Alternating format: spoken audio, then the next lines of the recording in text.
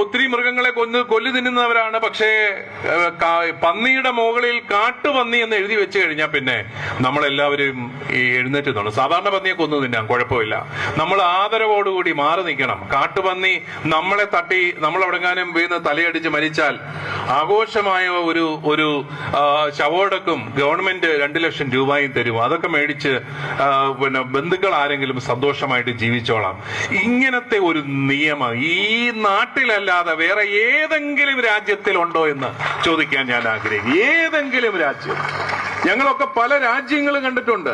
നമ്മളെക്കാളും ഭംഗിയായിട്ട് പ്രകൃതി സംരക്ഷിക്കുന്ന അനേകം യൂറോപ്യൻ രാജ്യങ്ങളുണ്ട്. അവിടെയൊന്നും ഈ പ്രശ്നമില്ല.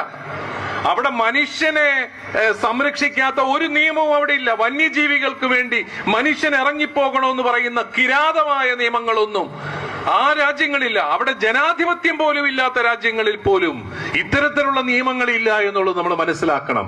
വർഷങ്ങളായിട്ട് ആയിരക്കണക്കിന് മനുഷ്യരുടെ നിലവിളി ഉണ്ടായിട്ട് പോലും ഈ ഭരണകൂടങ്ങൾക്കൊന്നും അവിടെ യുക്തമായ ഒരു നിലപാടെടുക്കാൻ സാധിക്കുന്നില്ല എന്നുള്ളതാണ് വാസ്തവം.